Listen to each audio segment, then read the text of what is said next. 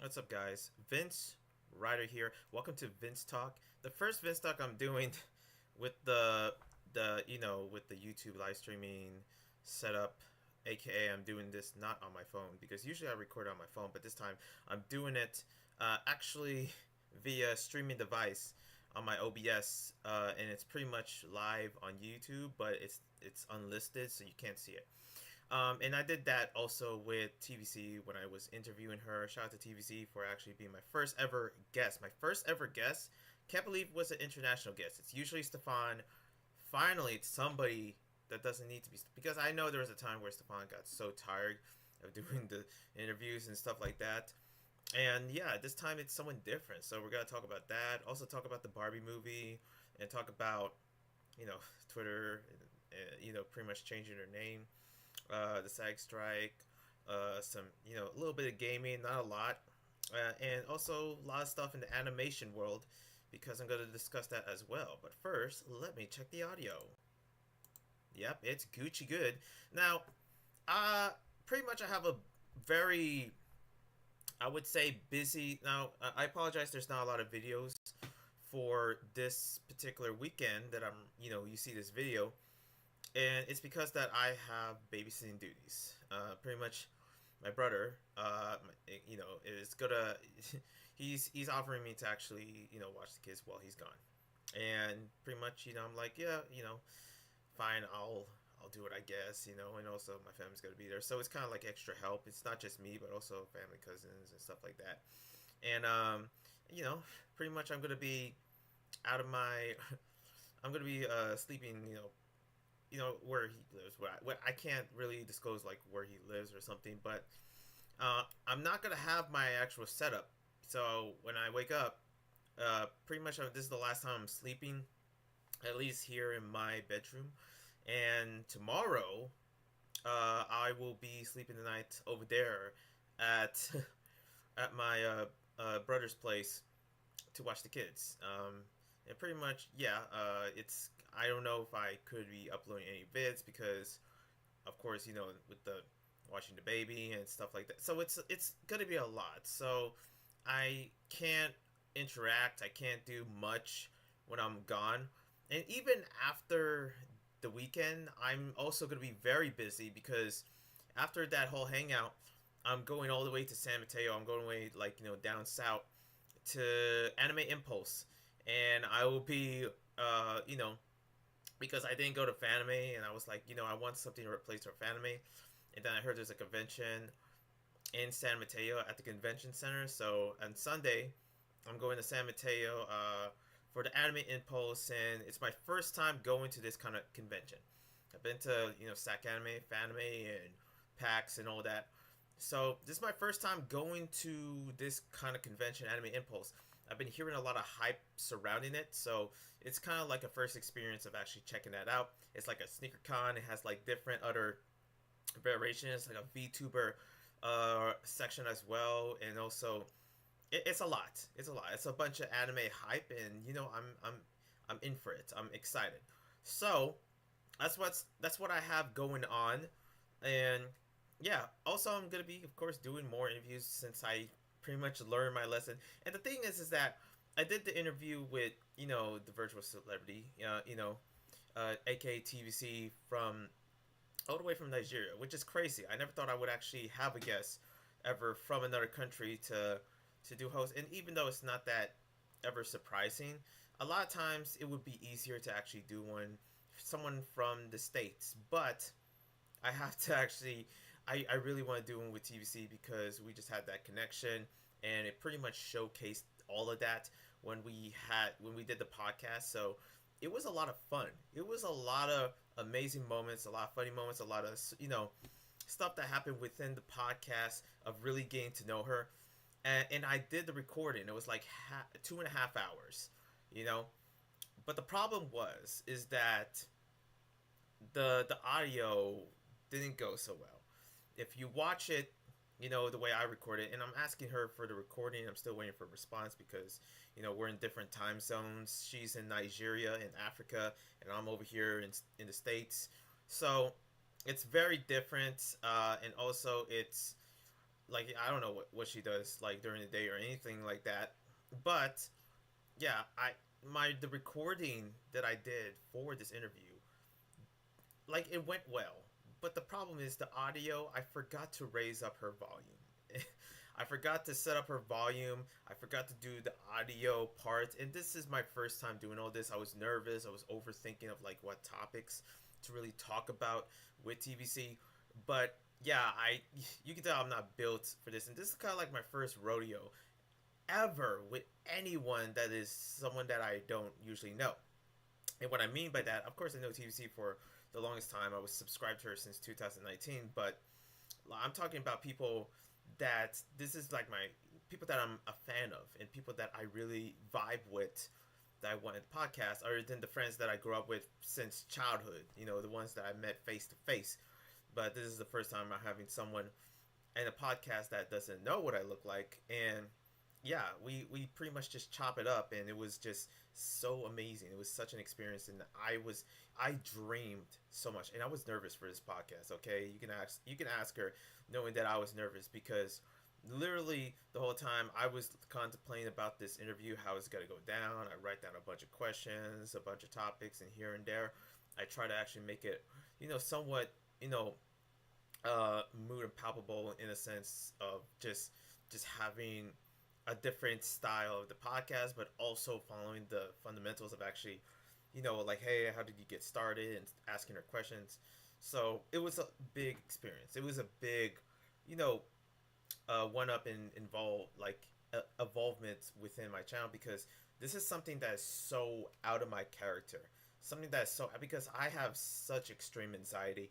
I can't handle myself ever interviewing guests or people that are famous, but I want to fight that anxiety. I want to actually just really, even though I battle with it, I still know deep inside that I can actually have guests because I've been talking about this. I've been like, man, you know what, I'm gonna have guests soon. I'm gonna be interviewing this guy and this person, this creator, and yada yada yada and all that. And not to mention the webtoon creators as well. I want to actually get them on the show, but it's not that easy. I've seen so many channels right now at this moment, people that are like has less subs than me, and they're interviewing people with 1 million subscribers, 100,000 subscribers, people they look up to, and it's almost like it's like so professionally done, but it's just like a quick phone call. It's like and I want to do the same. There's so many other creators that I really want in the show, not to show off, but I personally vibe with them. I really and you're gonna see there's gonna be guests here that it's not a surprise that I have them as a guest. And I had like many people that want to do collabs with me, and I want to interview them, and I tell them, and I let them down because my anxiety is so bad to the point where I just basically left them hanging. And this time I'm not gonna do that. This whole summer was supposed to be a whole bunch of interviews, but I just couldn't get that started. So yeah, that interview itself, I mean, that moment with TVC meant so much because like the first time ever, I'm actually fighting my fear, being anxiety, rejection, things going wrong. Which yeah, pretty much it's my fault that the audio didn't go so well and my computer was overheating and stuff. But I know that it just takes steps. It just takes time to actually have this a bit more developed over time as I one day actually sort of become like more established channel for these kind of interviews because I'm tired of being alone. I want to actually make content with other creators and especially the ones I look up to. you know I don't mind, especially if it's free, because let me tell you, I'm poor. I always had that fear like, oh, are they gonna ask for this kind of payment if I get them on the show? And if that's true, then I'll basically be like, okay, well, see ya. But I just want to I want to actually have a show that is about them, to showcase them instead of like topics and stuff like that, and also something that money doesn't have to be an issue at all when it comes to developing this kind of developing the VinzTalk podcast. It's always been me and Stefan, but this time, Stefan said it. Like you gotta move on. You gotta move on to your out of your boundaries, and I'm like, that's what I'm doing. I'm getting out of my circle and really finding people out there because I truly believe that. Anyways, I dabble in that for so long, but I'm telling you right now, it is a dream for me to actually interview the people that I want in this show, and it's coming soon in this channel. Next up, So I want to talk a bit. Pretty much I saw the Barbie movie. It was nice. I didn't see Oppenheimer. No, the Barbie movie is the highlight. It almost is somewhat strange if I did, for me, because I honestly don't really care much about Oppenheimer. I just keep hearing like it's a movie. Oh, this is sad. This is the best of its. Something that is so Christopher Nolan and all that. Man, I don't know. You think I, you think for, people would be shocked to know that I don't know about Christopher Nolan, even though of course I do. The Batman movies, but that's just it. I'm not a movie junkie. I'm not. You'd be surprised. I love anime and animation. When it comes to actual movies, live action, a lot of times I make time for it, and I usually don't really care much to actually see it. It only took me a while to see John Wick, and but that's just it. um, yeah, I saw the Barbie movie, and it was one. It's pretty good. It's funny. I like the clips, especially Gosling innocent, and also yeah, I guess there is some female empowerment to the movie. I don't understand the message, but that's a review coming soon. Also, like Twitter changed their name. I don't know what's going on. I guess that's another news that I want to talk about Twitter now changing their name to X, and I'm questioning what is going on with Elon's decisions with this. Like you change it to X, and you think that everyone's gonna be cool with it and just sort of like accept it. In my head, in no way I'm changing that. Like, listen, Twitter is Twitter, no matter if you call it this or that. Yeah, I call it X. What does that even mean? Okay, I even look at Threads, a Twitter competitor, and even I call that Twitter. I'm sorry, but it's the amount of decisions that Elon Musk is making for Twitter is dumb. It's pretty obvious out there. Okay, other people are better at actually explaining it because, but for me, seeing this, I'm just like, why did you call it this name? Call it X. What does that mean? I know over time people might get used to it, but here's the thing: if YouTube changes their name, and hey, instead of YouTube, we're gonna call it BootyTube. No, I'm still calling it YouTube. I don't care about if it's called BootyTube. Okay, what? Okay, I don't know why you choose the name or something like that. I don't care if you think the name is better. It doesn't matter for other people's opinions and stuff like that.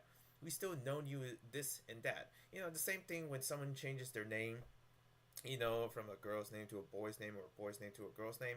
I still remember you, like, from your previous name. Especially for me, if I sort of like all of a sudden change into another gender or change into this type of person or change my name in general, people in real life that knows me for so long, for all my life, for all like 20, 25 years of my life, knowing me, especially my parents, especially my family, ain't no way in hell they're gonna, call me Steve. And because I changed my name to Steve. No, they're gonna call me Vincent because that's what I'm known for. And also, it's a big, huge disrespect if I did change my name, because that's like my grandfather's, name. It's pretty much Vicente, and my name is Vicente, but it's short. I pretty much, of course, I call people call me Vince for short. You know, and it's kind of like a disrespect within my Italian heritage. But it's pretty much like you can't change people. Like I can't imagine the people I know like Stefan. Like I call him by Stefan. I can't think of him like anyone else. The same thing with TVC. I can't think of like, oh man, you changed your name to this, and like I'm gonna call you that. Like I still remember you. I still remember you from this other name. I'm sorry. And I get some people change, like they remember you at first. It's all about foundation. But Twitter, what is happening? Elon's destroying Twitter. I mean, I don't know what's up with the X. You can call it, you have space in SpaceX. Why not just make another Twitter and just have it called? I mean, I get it. You spend a lot of money on the whole Twitter thing. Anyways, also, what is this? Oh yeah, the Streamies just happened. An award show for YouTubers. I haven't seen it. I'm just letting you know the Streamies, aka the Oscars for YouTubers, just happened, and that was interesting. And actually, I'm trying to actually see, since I'm online. I might as well check out like what are the the Streamies, if let me see, like to see what that's all about, because it did happen. It was a thing, and yeah, people were nominated, view nominees, and no, I don't. Okay, I apparently I can't view it. I want to see the nominees. Okay, they had like Mr. Beast. They had like freaking Gideon, Logan Paul's there. your typical YouTubers and stuff like that, show of the year, streamer of the year. I don't really care any about this because these are all big YouTubers that don't give two damns about anyone that is smaller or stuff like that. Like it's like it's no big deal for me. Hold on, let me check something. But honestly, like I do not care about any like Logan Paul is there. Immediately, I just don't give a damn about the streamies. What about the smaller creators? I get it. Maybe you have an award for the quote unquote smallest creators. Listen, um, if we're talking about smallest creators, I'm talking about people lower than me that had the hardest work in the game. But a lot of times, I get it. It's all about business. Just do what you do. Just focus on the big dogs because it's all about money at the end of the day. I don't know. And not to say that any of these YouTubers, these big YouTubers, are bad. The thing about me is that you gotta support the small ones, the small dogs, okay? Because those are the true champions. The underdogs will always be the champions, no matter. It can be anything, small baseball league, basketball league. You cheering for them, and one day they're gonna beat the Warriors or the Bulls, or something like that. But when it comes down to this, I don't get it. Also, the SAG strike is still going on. That is something that is pretty much a continuous thing that is happening within the world, within entertainment and Hollywood. Uh, it's crazy. My heart goes out to the writers, the publishers, people within the SAG community. That kind of entertainment, because it seems like it's getting hard out there. And I already see this coming, especially through the voice actors, hearing about how much they get paid and how that's not a valuable income, and especially if you're a parent that you have to rely on entertainment, your skills in entertainment to support your family. A lot of times that's just not easy, and it seems like it's sort of getting hard to the point where now they're setting up a strike. They're setting up a strike for this occasion, and it's like, well, I don't know what's gonna happen next for their future in any way, but I hope that they gain support. I feel like the A-listers, like I'm talking about people in Keanu Reeves level, are actually supporting the SAG, but it's crazy. It's crazy. As a writer, my heart goes out to so many other people, other creators. I am guilty of not seeing enough, content, books. I'm a supporter of indie games, indie movies, and stuff like that. Like again, I'm talking about the same thing when I talk about the streamings a minute ago. The small cats, the underdogs, they're the heroes in my eyes, in a sense, because if I get famous a lot of times, yes, I am gonna a lot of people that inspire me are usually the smaller, YouTubers, you know, and it seems like just with this SAG strike and like I. I'm trying to think of like an end for this because it seems like it's been going on for a while, and it's like they're not having a good time of actually doing this, and especially on hot heat. Um, Next up, also news about Doja Cat, if you're familiar with her. Through the dance world, I know Doja Cat. Like for those that don't know, she was a popper. That's a type of dance style that I, pretty much touched within. Like I love to do those waves and stuff like that. And also I do a little bit of breaking, of course, if you're familiar with my second channel. And yeah, Doja Cat is getting hate because she's not showing enough love to fans. The simplicity of showing love to your fans, it's not that hard. Yes, I get it.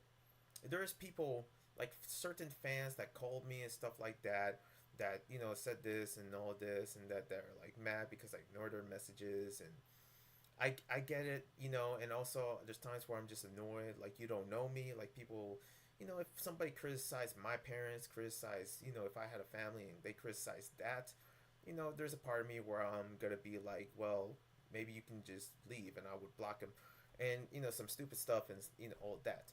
But these fans, they're the whole anti-fan thing that Doja Cat has established.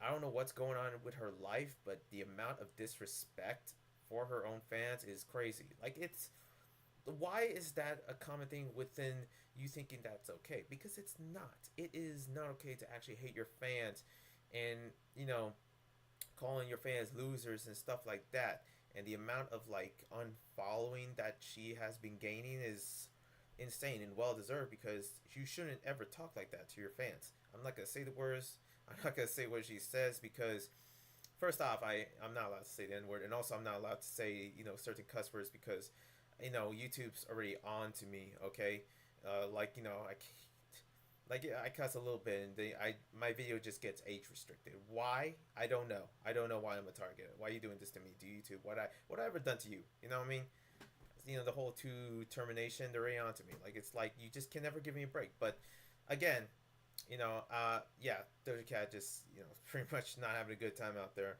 especially with fans that support her, and it's sad. Like I hate it when I see people that are big creators that have like a million followers and stuff like that. It doesn't matter what you do, you should be thankful.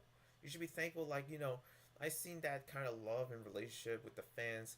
Like for instance, like Tyler the creator, his relationship with the fans, and him being pretty much having this rant about like you don't need to be this, you don't need to be dope or cool, you don't need to be like yo, stuff like that. Just be normal, and that's what it is. People nowadays, in terms of fame and stuff like that, and there's a part of me where I do get nervous when it comes down, especially when I talk about the interviews and stuff like that. Getting like famous people. I do want famous people when I interview them. Not all of them are famous, and I don't think no one's really famous in this day and age. But some of them, they might get the wrong idea when they ask them for the interview because they see me and they think I have the numbers. But listen, I'm a small channel. I'm just asking, and I'm not here to be on your high horse or to give you the most exquisite interview of all time because I'm not a celebrity. I don't have those resources. I'm just a poor cat that's doing YouTube because I love it, and I see within like I don't know what to really compare that to within Doja Cat's deal, but it's like I there has to be something going on of just like what she's like. I forget what it was my point with all of that. Um, like some people within that in the celebrity limelight, they have a light that a certain boundary they want to cross, or maybe they're she's just like tired of just having the fame, but the call out, I was like, ooh, she went there. Doja Cat went there, and it's like, yeah, it's crazy of just like that amount of hatred that you show to your fans, and thinking that you just gotta roll by it and pass, and still get a good amount of people that still love her despite what she said. Moving on, heard about Bronny, LeBron James' son, being hospitalized, and that was sad to see that you know, and I'm not a fan much of LeBron in any sense because I don't really follow basketball like that, and also my family don't like it because my family is mostly into Warriors. But hey, I don't care about basketball. You like the Warriors, you like the Lakers. I don't give a damn. Okay, just whatever. But yeah, it's hard to see that his kid going through that with mountain training and stuff like that. And some people specify like it saying that it's coming from the COVID shots or something like that, the vaccine. I don't know where that get that connection. I haven't looked into it, but I heard about him being hospitalized and stuff, and it's pretty sad. Um, Next up, we're gonna move on to gaming. We're gonna move on to some gaming news, and this one involves like the whole game preservation type of deal, because that has been a conversation that has been going on for the last 2 weeks, especially me seeing it, and also within my opinion, especially as a person that has this hunger during the summer about playing all the games and stuff like that. It is crazy that this is still an ongoing thing because the it's like 87% of games that are missing, and that is crazy to me. There is a part of me which I wish there was a way to actually find out like what are the games, what are the missing games, because let me tell you, some of these games are missing. They're gone to the point where you don't even know the title, you don't know what they're associated with it, you don't know if they're from Activision or some other company or some random indie developer or something like that. And there's a part of me where I do want to check out these games because there's a lot of missing games, especially older missing games from like before 2020, ones that are like probably from the N64 and stuff. I bet there's a lot of titles. There's probably a lot of titles in the GameCube that has never seen the light of day. That's insane. So yeah, there is a good amount like of content that is just like gone, and I'm always about that. I'm that type of person where I'm like, yo, I want to see all this kind of content and see where, like, where all of this leads to or something like that. And yeah, I keep hearing about the, especially the Xbox 360 store shutting down. I keep hearing that. I may be late about that, but I did heard about that, about, the Xbox games disappearing. And I'm not sure, because here's the thing, I never had owned an Xbox or anything like that. So that's what I heard. Like a good example of the whole game preservation and stuff like that. The amount of DS and 3DS games, especially the 3DS and Wii U eShop being shut down, like that is pretty much a good example of just these big companies not caring about the games. They always care about the big games. That's what I mean. Like I feel like this is like a thesis, and this is an ongoing thing with this thesis that I didn't meant to create, where it's about the smaller cats. These small games, they're not well known out there, and they have no way of actually ever being seen by anyone. That, and I'm the type of person that loves mystery. I want to discover what are these games, what are they about. It's that, it's about that kind of interest, like games that has never been seen ever. um but yeah, also speaking of games gone, like Ubisoft is taking people's games and pretty much taking away their accounts. There's this news about Ubisoft, their like account. I believe it's called Uplay. I don't freaking know what's it called.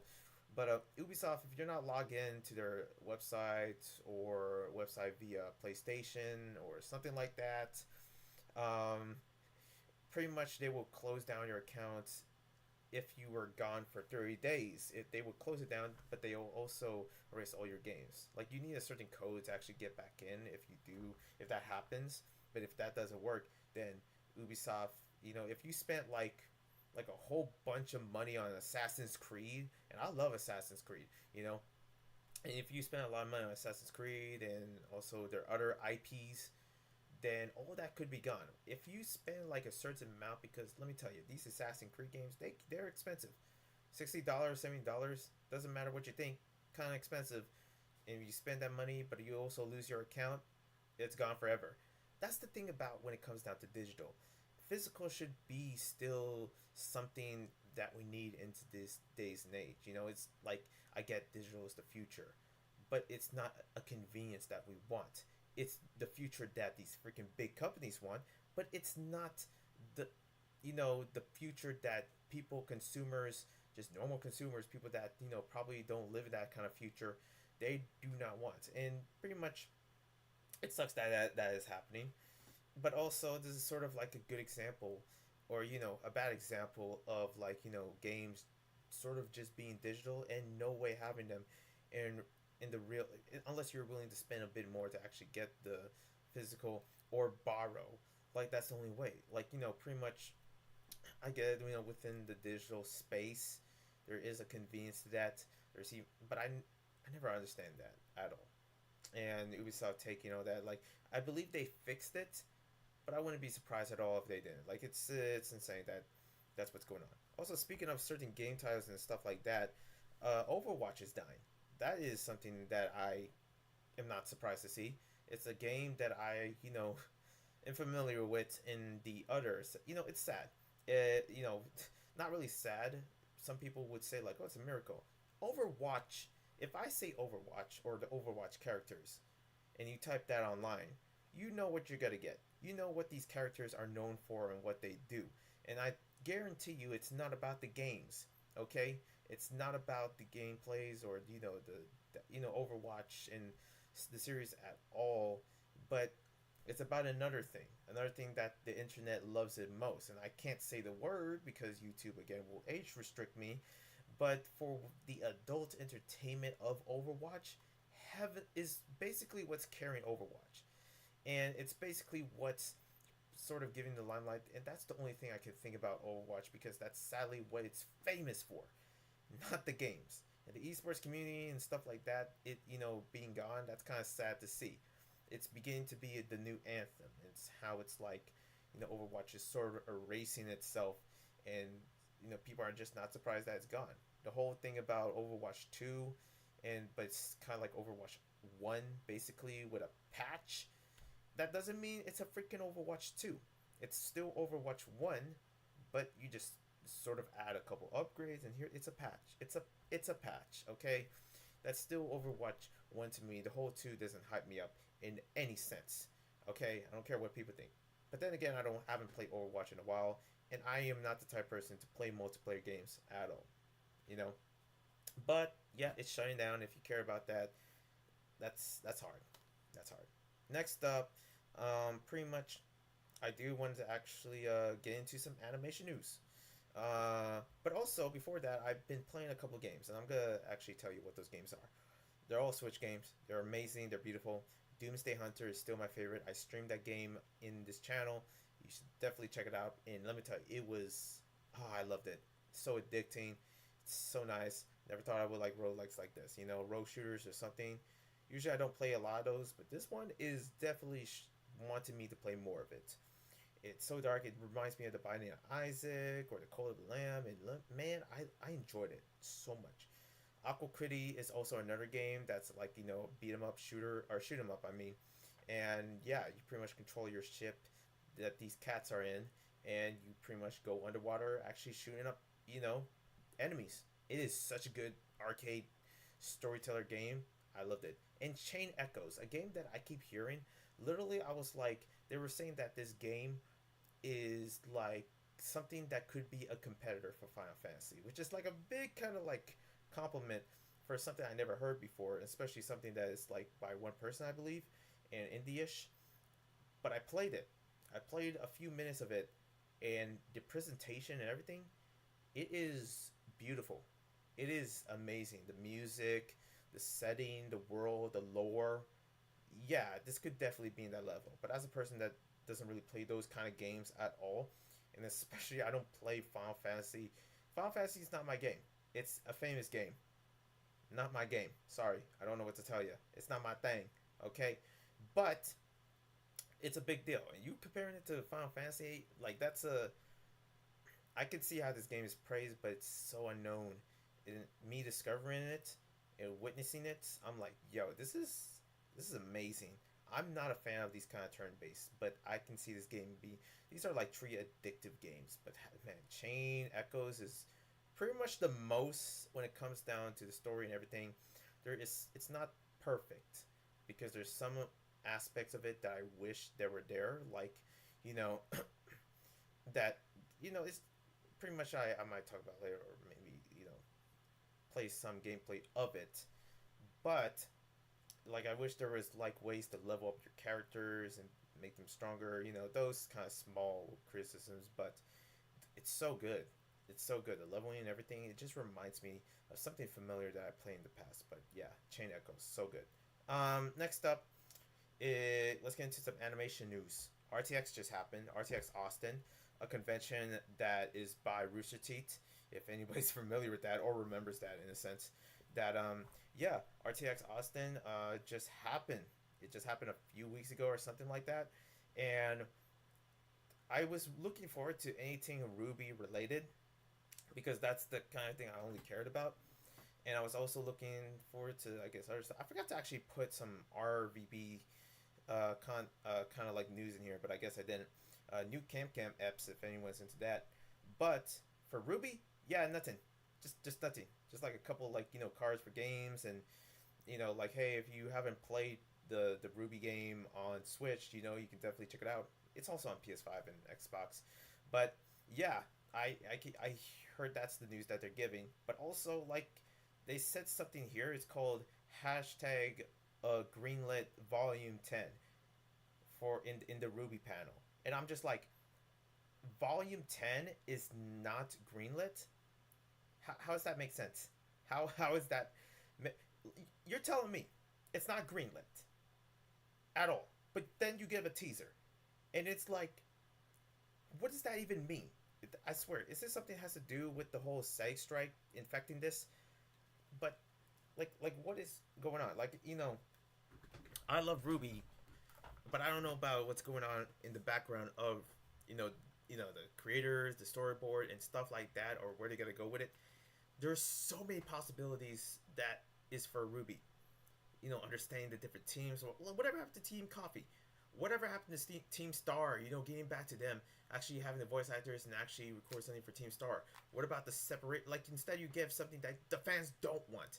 And this is I'm not the type of person to really give that because I'm not a Ruby tuber, but there is so much content that you can do with Ruby. It could easily be something of the same setup like Pokemon.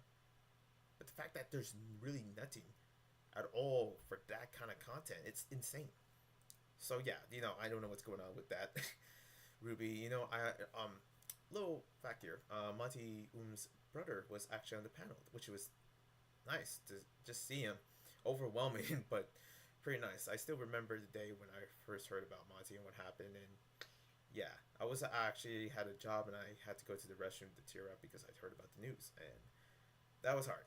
That was hard to witness, but yeah, yeah. Pretty much it looks nice. I wasn't interested to actually check more of RTX, to be honest. It's funny because, well, not funny, but it's interesting. RTX Austin, it's been going on for so long. Just seeing the characters, I could literally see the cellulite of some of these other people that has been there for the longest time. The amount of 30s and 40s, like I can definitely tell, like man, these people that are fans of, Rooster Teeth and has been here for the longest are hardcore fans and that are truly dedicated. And I can tell that they dedicate their whole lives to be there. I also saw like returning characters, returning cast. Fiona was there, and also like the rest of Achievement Hunter was there, and you know, I'm just like, whoa. I guess they're still a thing. They're still going on. There's a part of me where I do want to interview some of them because I grew up watching Achievement Hunter. Those kind of people. Funhouse. The list goes on for these kind of like whatever Rooster Teeth pulls out. Kind of funny was also one of them that I still watch. And yeah, RTX. It feels like just nothing has changed, but it does seem you can definitely see it's aging and sort of becoming a bit smaller. But that's how life is, I guess. Um, Anime Impulse. Yes, I put this on the list, but hey, I'm gonna be there. I'm not sure what to predict. I'm excited for this. Pretty much it's gonna be busy because it's gonna be after the whole babysitting thing that I'm gonna be doing, and then I'm gonna go into this. So let's just see how it goes. Also, Webtoonies is happening soon. I saw like I made a video of my predictions just for fun. I don't really care if I do see it live or anything like that, but I'm looking forward to it. There is also oh yeah, the Starfield animation. So Bethesda, and listen, I try not to have any interest.